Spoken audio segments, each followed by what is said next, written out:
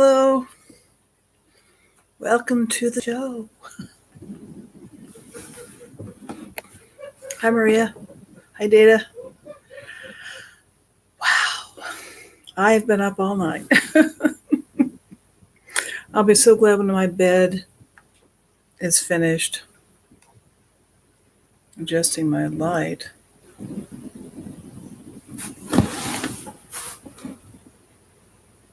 Anyway, hi, Scott. You missed the rescue of the lady with the baby on the bike earlier. Anyway, I thought we would talk about. Hey, hi, Isaac. I thought we'd talk about that tsunami that hit in 2011 Japan and some of the unusual events. Hi, Cupie. That happened right after it happened. So first I'm going to talk about CNN, pretty reliable news source, one of the better ones. I reported, I was curious about it, and I didn't know that much about the tsunami. It was the largest earthquake to ever hit Japan. And the funny thing was, it hit at 2:46 p.m. It was 9.1 magnitude earthquake, and it was, believe it or not, 231 miles northeast of Tokyo at a depth of 15.2 miles under the ocean. And I'm just thinking, wow,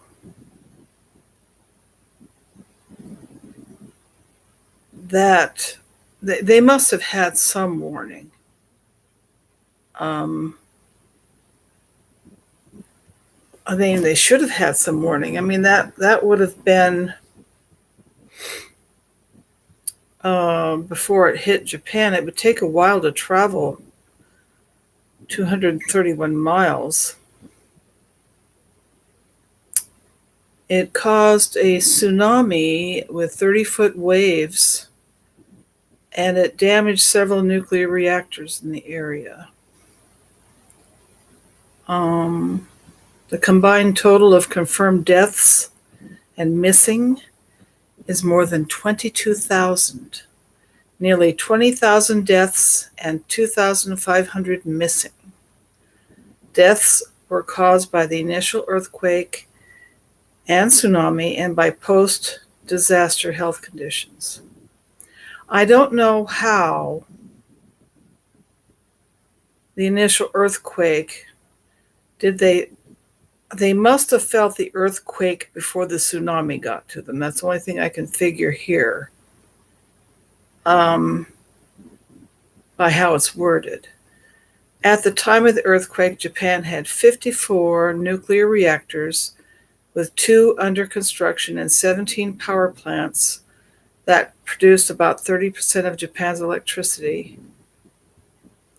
The material damage is estimated at $300 billion in our money, 25 trillion yen.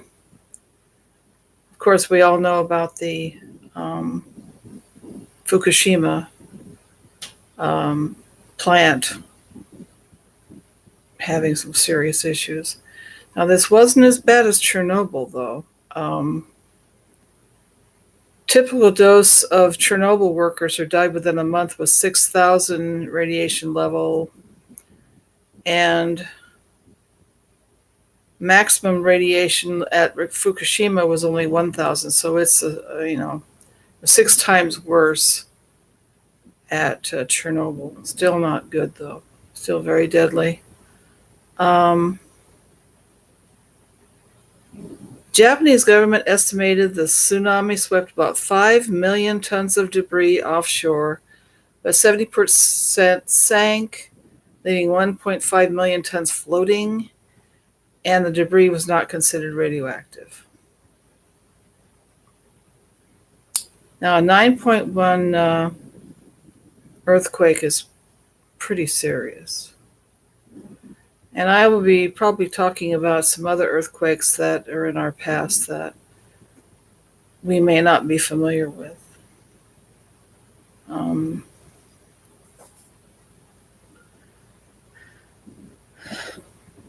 But there was one, the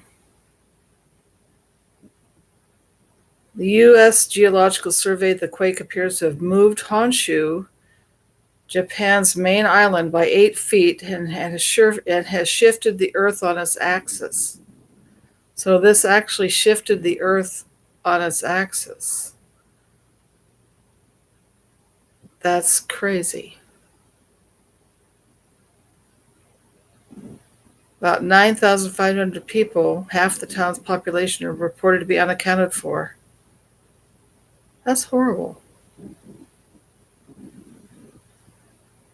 Absolutely horrible.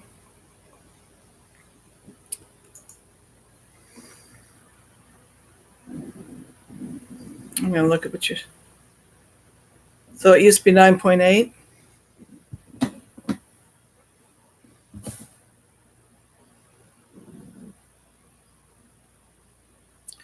Well, you know, history changes. You see that happen all the time. Yeah, okay. There you go. Anyway, the next thing I have is from a website called Mysterious Universe. And it's titled Tsunami Ghosts, Strange Hauntings in the Wake of Japan's Big Disaster. You know where I'm going with this, aren't you? Don't you?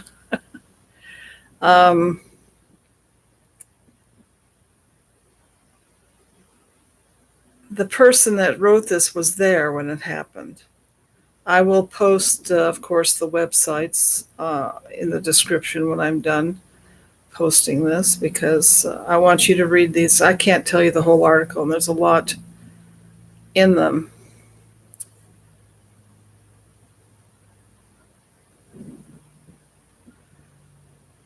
As you know, thousands upon thousands of people dead, injured, broken debris, carcasses, smashed buildings. It just devastated the whole area, killed so many people.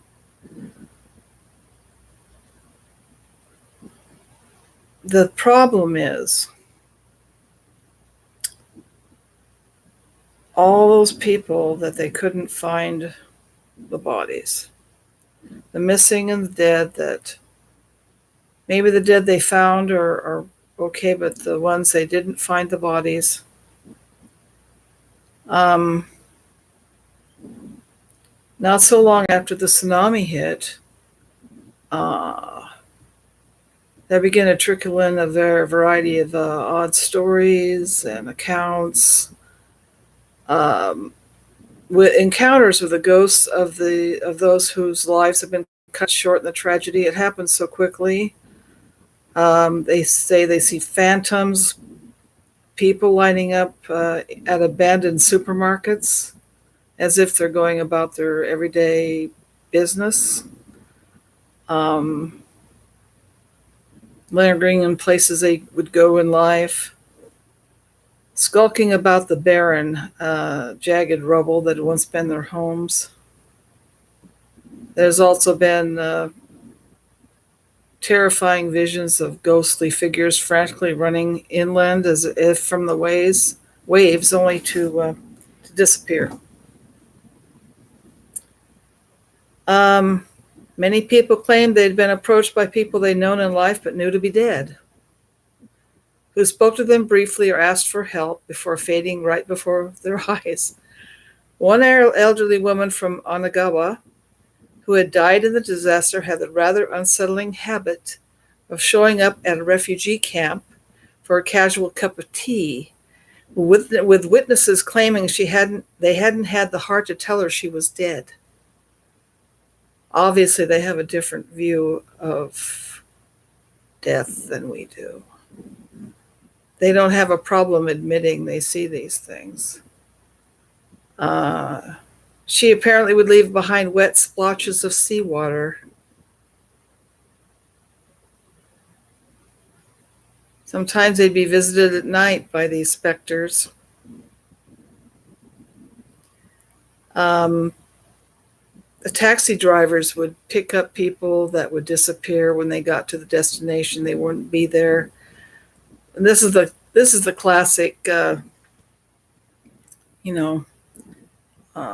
story of the hitchhiker.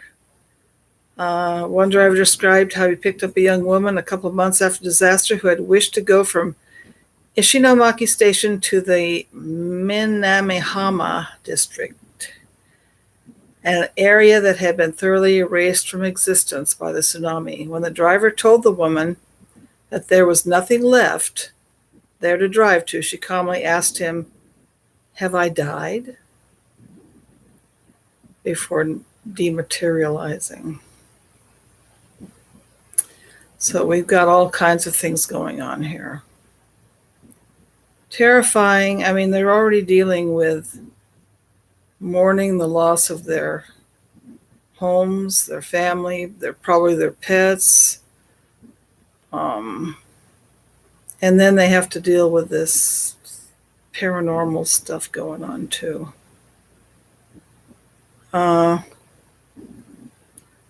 There was a senior at a university who was majoring in sociology that, as part of her graduation thesis, interviewed 100 taxi drivers about unusual experiences they'd had.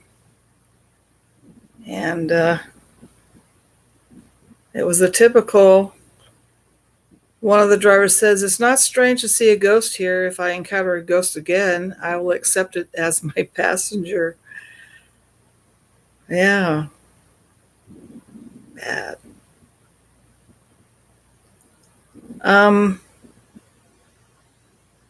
There's a book called The Ghosts of the Tsunami by Richard Lloyd Perry.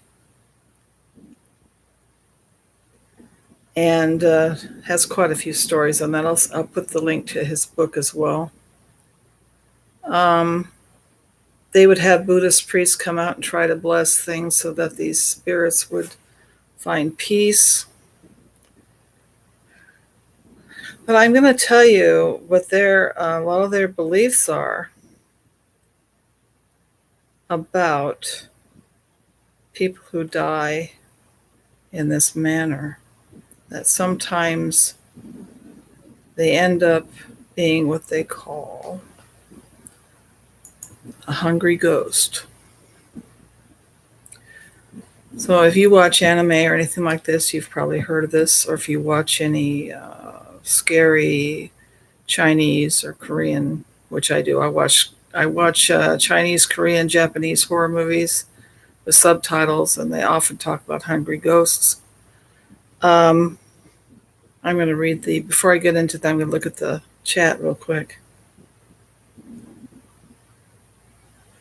Hi, Bubbles. Hi, Paul.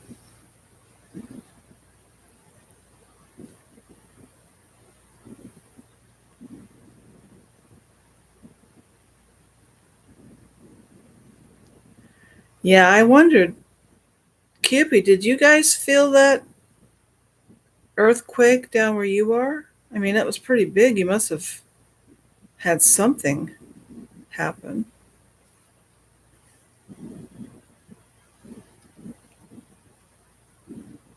Well, that's good, because your little tiny island, there wouldn't be anything left.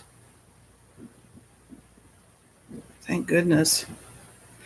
Okay, now let me tell you about hungry ghosts. This is in Wikipedia. Hungry ghost is a concept in Chinese Buddhism, Chinese traditional religion, Vietnamese Buddhism, Vietnamese traditional religion, representing beings who are driven by intense emotional needs in an animalistic way, I'm not going to try to pronounce the word, but it means literally hungry ghost. Hungry ghosts play a role in Chinese Buddhism, and Taoism, Chinese folk religion, Vietnamese folk religion. Basically, it's mostly in these areas, but it's not exclusively in these areas. The term is not to be confused with the generic term for ghost or damnation. In other words, the spirit of a deceased ancestor. The understanding is that all people become such a regular ghost when they die, and then they would slowly weaken and eventually die a second time. In other words, fade away. It's kind of like when people feel the presence of a loved one who's passed for a period of time, for a week or two, and then they're gone. That's kind of what they're talking about. And that's common experience for myself. I know that. Hungry ghosts, by contrast, are a much more exceptional case and would only occur in very unfortunate circumstances, such as if a whole family were killed or when a family no longer venerated their ancestors. And we'll go into that in a minute.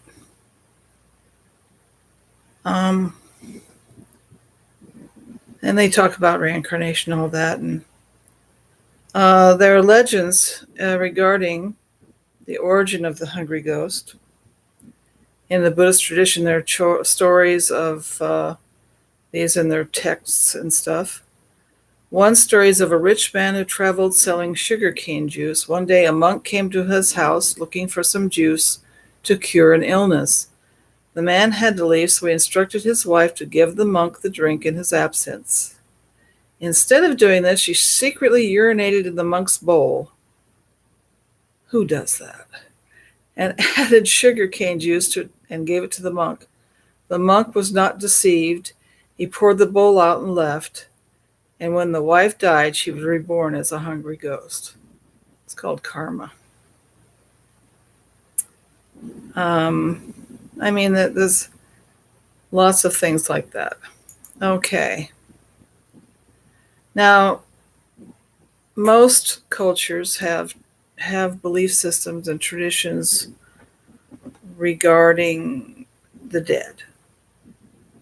About, what you do before you bury them, how you dispose of the body, whether you bury them or leave them out to sky burial like the Tibetans or the natives sometimes did that. Hyperliminal.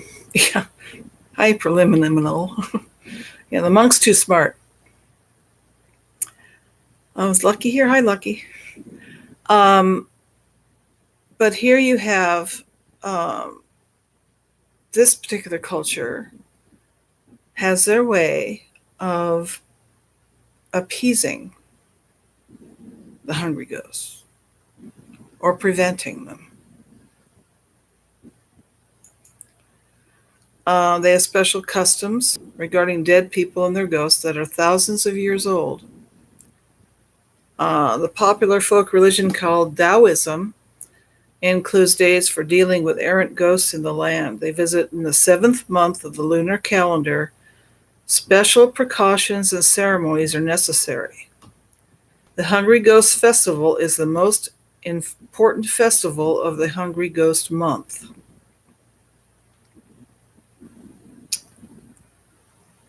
The Hungry Ghost Festival is one of several traditional festivals in China to worship ancestors. I had a Japanese American best friend in high school, and I asked her what religion she says ancestor worship. So it was either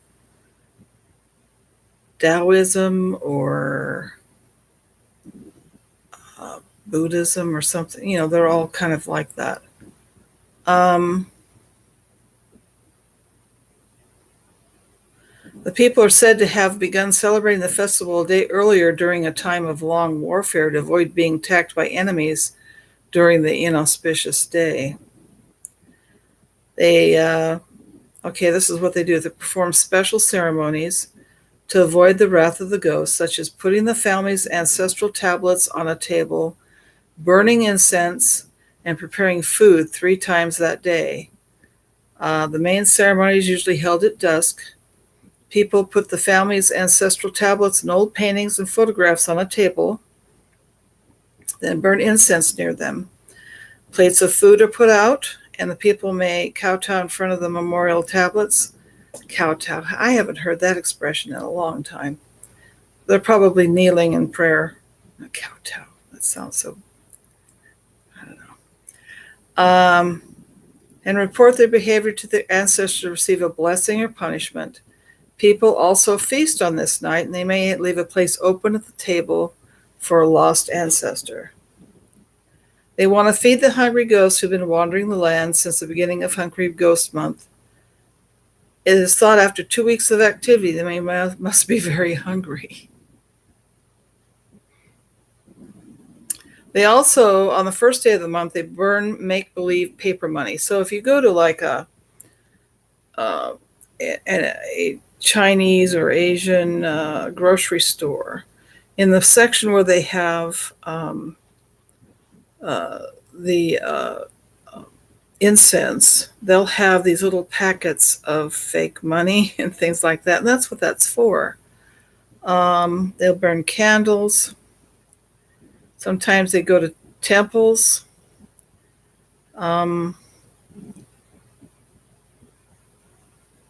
There are street ceremonies, market ceremonies, temple ceremonies. And the last day of the Hungry Ghost Month is marked with the special festival too. This is the day the gates of hell are closed up again. They may burn more paper money and clothing so the ghosts can use these things in their hell society. You also see little packets of outfits, like miniature clothing in packets as well. I think that's what that is also for. I'm not entirely sure, but I have a feeling it might be.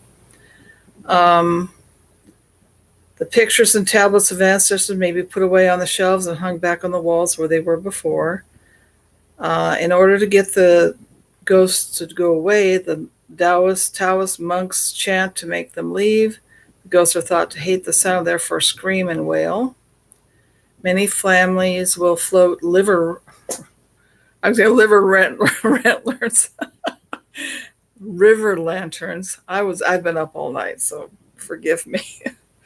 My bed hasn't been put together yet. We just got a new bed for me. We didn't get it done. The ghosts are believed to follow the floating river lanterns away. So there you go. Forgive me for not being able to speak properly.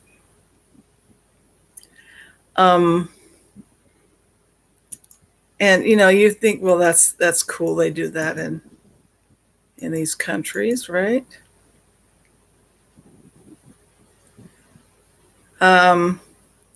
They call it Sagaki. It's the most important festival in our calendar, this one person talks about. And it's called Feeding the Hungry Ghosts. And the rituals and practices done contain a great deal of teaching about training in Buddhism. On one hand, Sagaki is a time for remembering the dead and resolving our karmic connections to those who have died. So, and they explain what can make a person into a hungry ghost. So listen carefully unless you want to be one.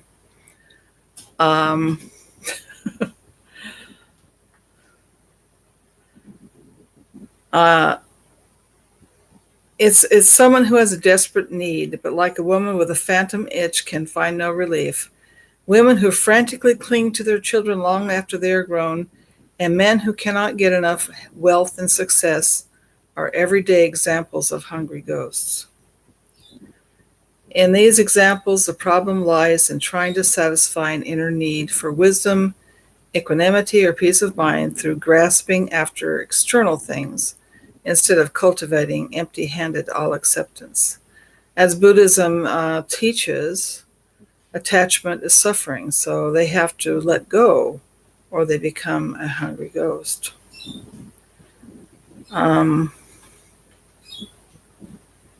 So that's interesting. Um, I see the food they put out for these ghosts. There's a picture, and that looks pretty good stuff.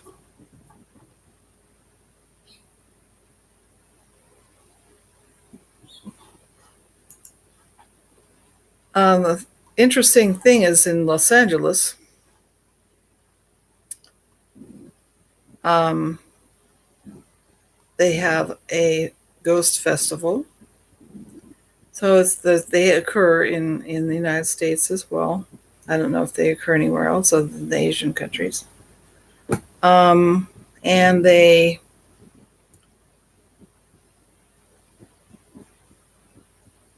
have a festival.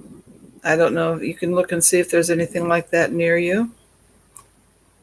It kind of reminds me of the Day of the Dead that the South American people, Mexico especially, participate in to reconnect with those they love and to appease them. They bring food and sit in pictures and sit at their graves. And I mean, it's kind of similar.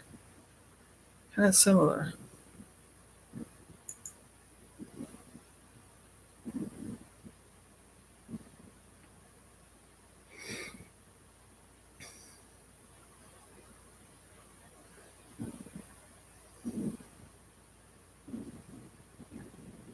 Secret of the Golden Flower. You know, there are a lot of things you guys know that you can share anytime. Um, but the ghosts that they're still seeing them in Japan from the tsunami. And I don't know if you've seen that video of that weird white wispy thing climbing up the dock. I don't know if you've ever seen that. I'll try to find it and post a link to that too. That is really creepy looking. And I can't debunk it. I mean, it doesn't look like it's photoshopped or anything like that. And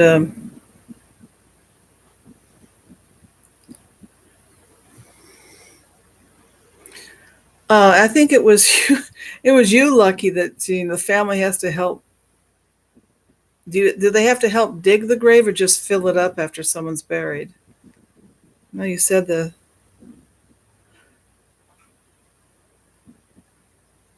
I mean, let's go bury Grandpa. That's kind of. But I mean, that's your tradition, and a lot of people would feel a little awkward about it. Feel it in there and then, right after the words spoken over it, right? Something like that, right after. Wow. I took a class in college called it's like witchcraft,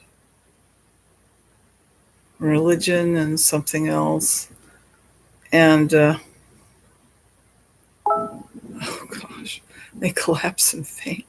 And it talked about all these different cultures and how they dealt with sickness and death, and talked about folk healers and the the voodoo and all the different island people, the ancient practices. There was one where they take the mummified people, a family out once a year and dress them up and take pictures with them. That's love, you know. And you just have to think, wow, that's interesting. Not everybody shies away from death. We're very much a death denying culture. And, we don't want to think about death. We don't want to deal with it. And I don't think we always have the best closure because of it. And the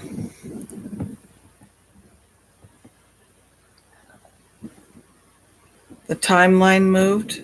The Greenwich time place moved. Is that what you're saying, Scott? It moved west. Yeah, I think that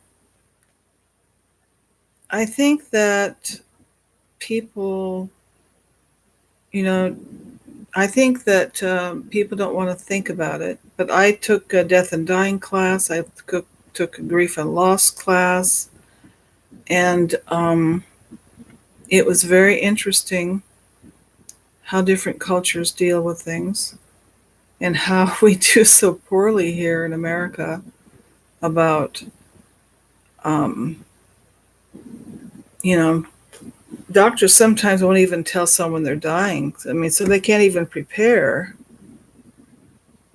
for that.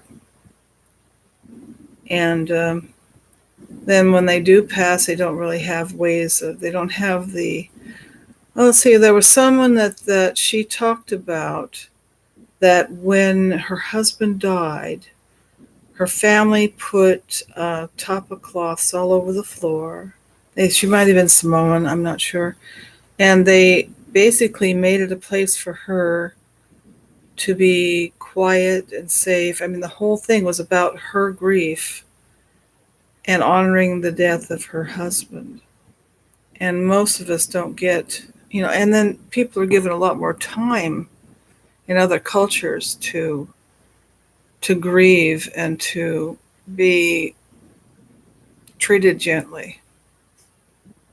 We're just expected to just, after a few weeks, I'll just get back to what we were and not acknowledge things, just bury it.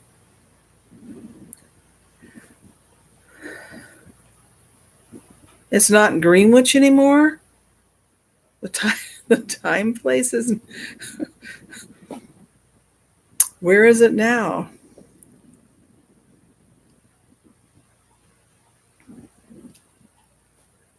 Well, we know that Iceland, not Iceland, but Greenland is like getting as big as South America, for crying out loud. It's ridiculous.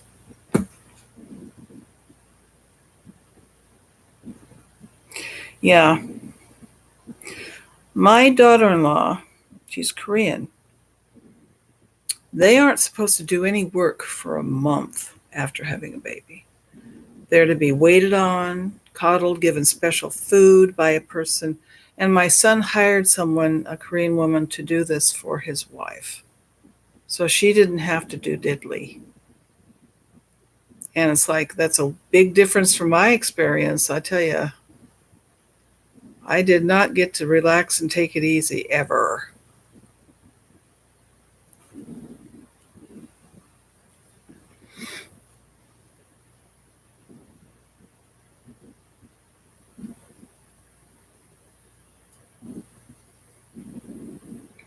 Yeah, our culture doesn't, it's just, we're just expected to just, not show our feelings and to move on and all that stuff, and not to acknowledge our grief and respect it or show it, that sort of thing.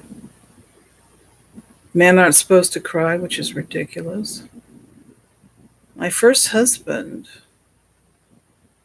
never showed any normal emotions. I think he had something wrong with him because he started acting very strange, doing things that were very wrong. And I can't help but think that our culture is partly to blame.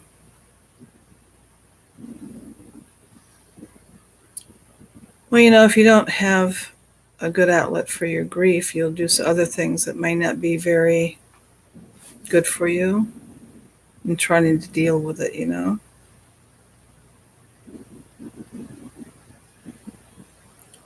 It went back to Greenwich time. Well, it corrected itself, didn't it? Yeah.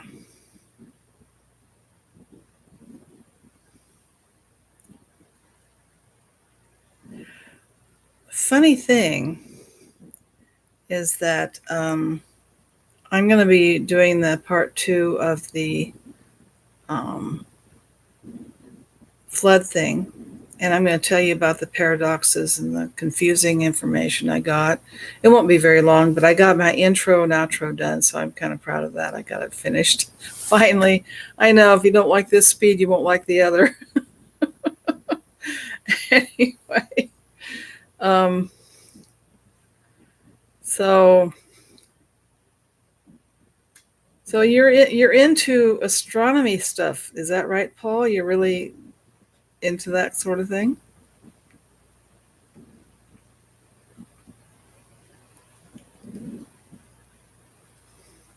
We had two shifts. We had a big shift end of May, May 30th, 31st, the 1st, and the 1st of June. And then we had another shift, not quite as big, but we're all just like a little bit. Well, that's cool. I'm not going to say you didn't. Not after what I've experienced in life.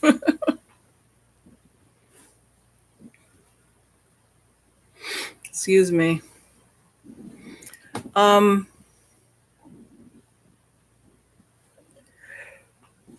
Excuse me.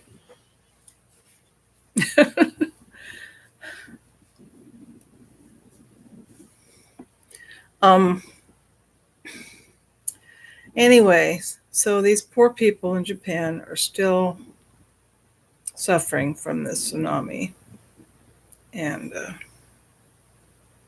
I'm sure, if you get that book, it'll have a lot of stories about the scary stuff going on there. But they seem to take whatever happens to them with grace and equanimity, and they just pick themselves up and get back to work and put things back together. I admire them for that. um,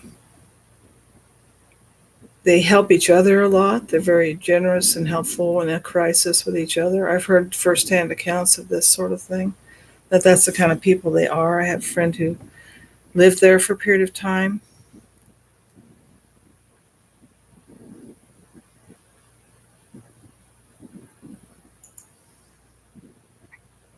I don't think it was a nuclear attack in Fukushima. But I mean, there was the earthquake and then there was a tsunami. So at least for now, that's what we were told.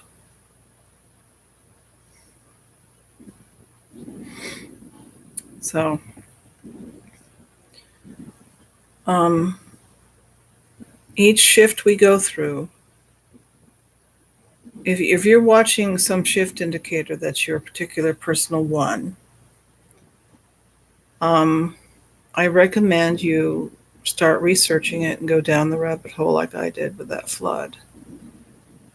And you will find paradoxes, inconsistent information, hard to find information, and then afterwards it'll just all of a sudden more information will be there that supposedly was there all the time, but it wasn't. A funny thing happened. I researched that flood for about a week before I put the video up, a week and a half. I put the video up on, I forget what day, but it was near the end of May, about the 20th or something, 22nd, I don't know, 22nd. And I'm researching to do the finishing touches on it for this in the second video, so I can kind of tie it all up in some kind of tidy conclusion as much as you can. And I find that all of a sudden, after my video's up, I find the floods going on in the Midwest now are being compared to the Great Flood of 93. I'm going, that wasn't there before. That just popped up right after. And then I find that the floods of 2011 were being compared to the Great Flood of 93. And that information wasn't up. So, I mean, this is the sort of thing that happens when you make a video. If you're affected, it affects things in your reality, and somehow things try to catch up and fix the paradoxes. But I will tell you more about how that all kind of works. strange as it seems. I'm just, a lot of it's hard to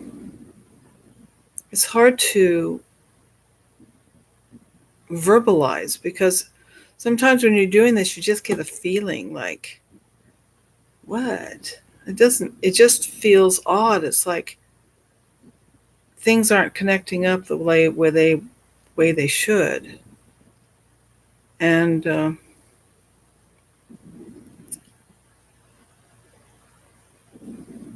oh, so have you noticed how time's going faster now, Paul? Certainly seems to.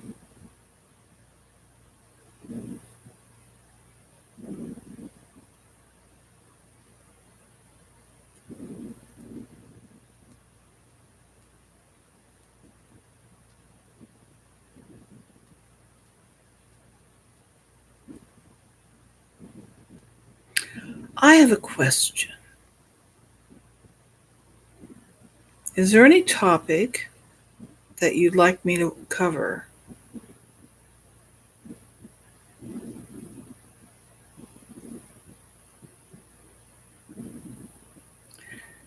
Exactly, Data. You say, I've seen that. I'll mention oddity, then within a month there's a merge of info that eats up or explains it away in reams of research. I know, it's just like out of nowhere. Now, I've done a lot of research online in my college work, for PowerPoints and reports, and standing up and doing demonstrations, whatever. Also, I've done a lot of genealogy online. I'm good at research online. Okay. And so when I researched something, that's why it took me a week and something to do this research, is that I was looking for every example and source. I didn't even use all the sources I found. Yet, after I posted that video, I found a whole bunch more that weren't there before. I could not find them. Now, I suppose someone who thinks I'm out of my mind could say, well, you just didn't blah, blah, blah, didn't find them because the algorithms changed. I said the algorithms might have changed because of a shift, I suppose. But I mean, after a while, you just have to start to think there's something weird about it all.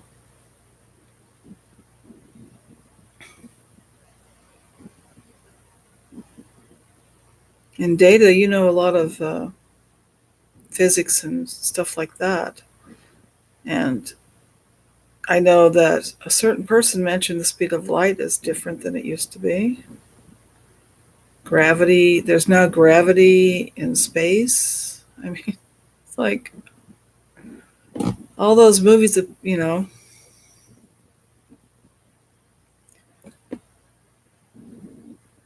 Yeah.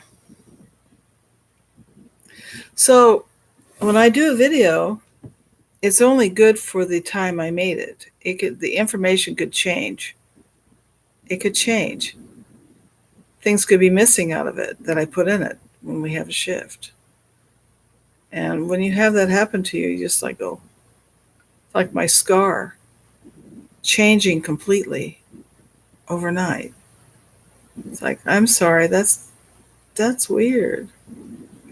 And it's hard to explain this to people that aren't experiencing it. The videos change. Your appearance will change, but it'll change all the way back to your original video. So when I showed you my scar way back then, it'll probably look like it does now, even though back then it was raised up and blue and looked really bad.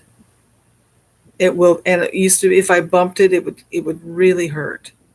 Now it's almost flat. So I could show my elbow then, and it'll be like it is right now, because everything shifts into the timeline you're in. And it's awfully hard to get my head around this. But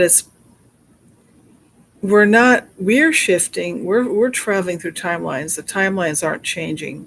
We're changing into a different timeline, okay? Um, sometimes you'll hear stuff and you just go, that just seems so unlikely, you know. So I mean, question everything, think about it, research it. Um, don't take my word for it. Do your own research. I can only tell you stuff that I'm interested in and I've discovered. I've always been interested in the paranormal because of my family history. You know, my early videos on here were about my family and personal experiences. And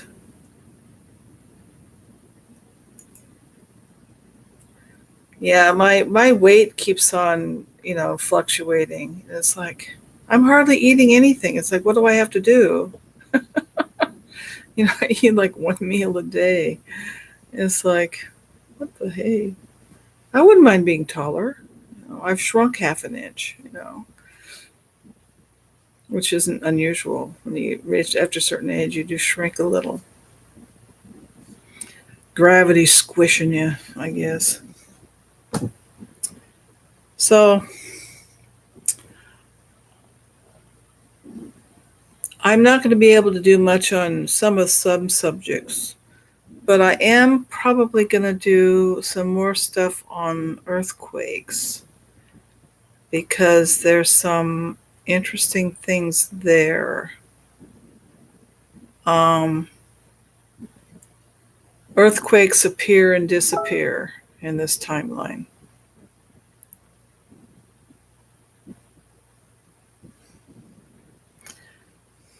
You change height by an inch over a mile when you travel? That's bizarre.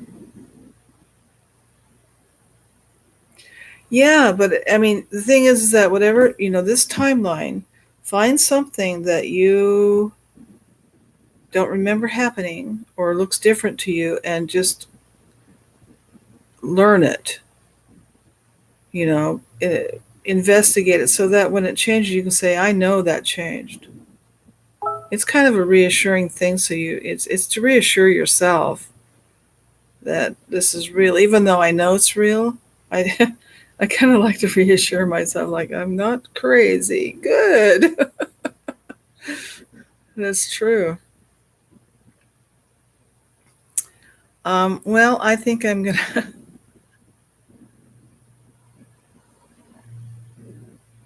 fault line on the East Coast. I didn't know there was one on the East Coast. Really? That's interesting. Okay, East Coast fault.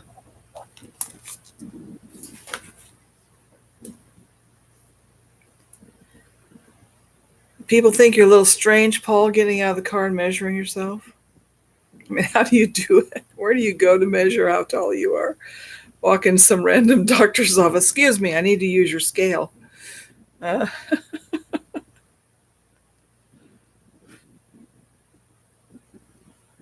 I wonder if that has to do with fluctuating gravity or something, because, gravity is the reason we supposedly everything goes down. So if it lightens up, maybe that lifts your spinal column up a bit because those things get squished, the discs and stuff. That's bizarre. That is bizarre. Including a historic quake in Charleston. Yeah. But I mean, it's like, I don't want to be the queen of disasters. Because I have some other things I want to do that I think are a little less horrific, something culturally interesting. And I'm trying to figure out, my son must be messaging.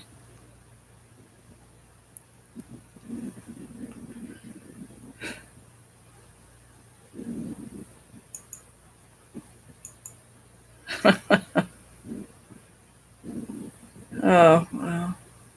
Just anyway. Ring of Fire also changes, yeah. Fault line runs under Lake Ontario. That's not good. But in a way, it kind of explains why there's a lake there. If it opened up during an ancient earthquake, opened up the ground, that would kind of make sense. Atlantic Fault running east of the Appalachians. Shift to the most maps calling it Rivard Fault line atop the lines. Another in Penn. Okay, I'm sure I'll find this stuff.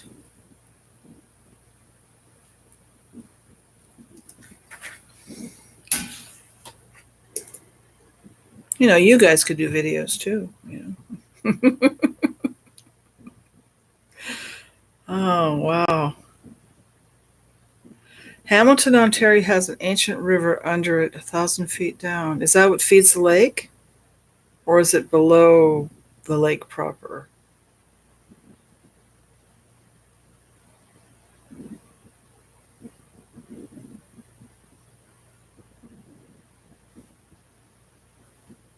They say there's underground rivers under the Mojave River or Mojave Desert, underground rivers under the Sahara, that there once was a lot of water there. They found a mummified boy in some cliffs near there, and they could tell from what he was buried with and what was in his body and stuff that there was lush vegetation at the time of his death. So the earth has gone through a lot of changes uh, while man has been on it. And I suspect it will go through more. Treasure your memories um, as much as you can. Try not to let the shifting influence them too much. Although it's hard sometimes, you'll have like dual memories because you know I think we're connected to our other selves and other timelines. So something may sound familiar, but it's from them, not from us. So I'm just guessing here. Anything I do is just, you know, my best attempts at giving you information. I hope you enjoyed this information about Japan and the hungry ghosts and the tsunami. A lot of stuff I didn't know at all about the tsunami, like how far away it was. I mean, that's a long distance for it to travel. 231 miles northeast of Tokyo, 9.1, and it was 15 miles down. 15 miles. And, you know, you'd think, well, maybe it would dissipate before it did that much damage. Oh, I like to watch documentaries too, Paul. Yeah. But I plan to do some archaeology, anthropology videos, and my stories and my poetry and stuff. I want to do some videos on that, more gardening ones. I'd like to get eventually to some sewing tutorial kind of things.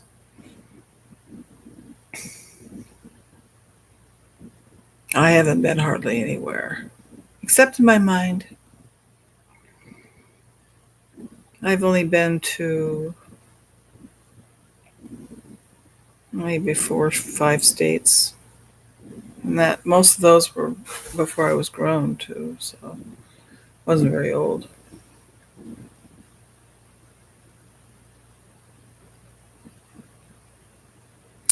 Well, I think I will say goodbye and thank you for coming in. And may your day be a good one. May your night be better. May you sleep well, be well, and all that jazz. Email me if you have a story you want to share and are too shy to talk about it here. I can share it anonymously if you'd like. thank you for stopping by. I really enjoy seeing you guys. Thank you so much. And you take care, everybody, all right? Bye-bye.